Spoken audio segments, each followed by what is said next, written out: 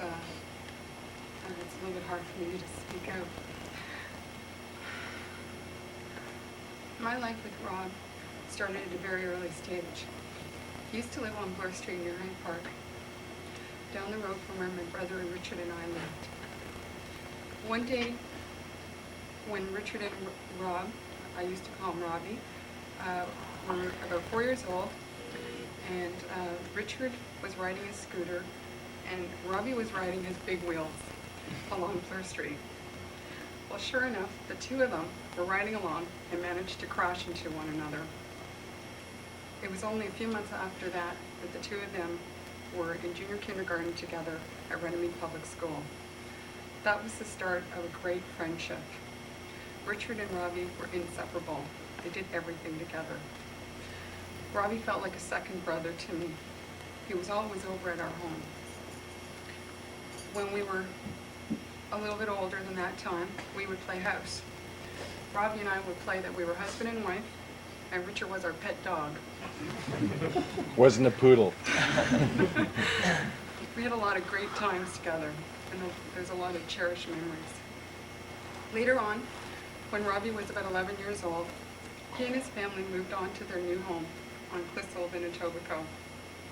With Rob's friendly and easygoing nature, it wasn't long before he established a large group of new friends at Etobicoke Collegiate.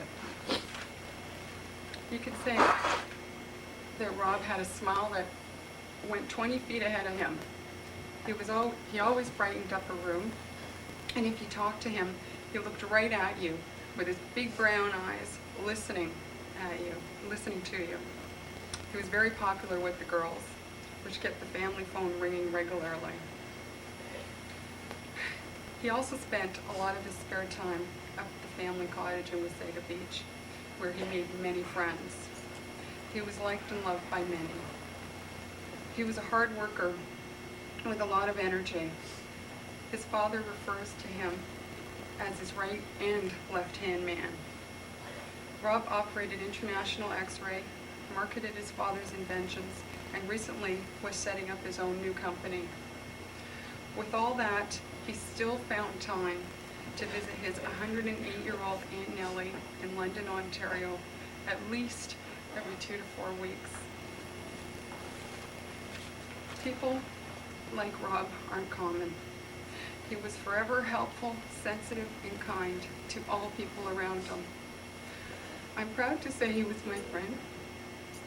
I cared for him very deeply. And he will always be with me in my heart. Thank you.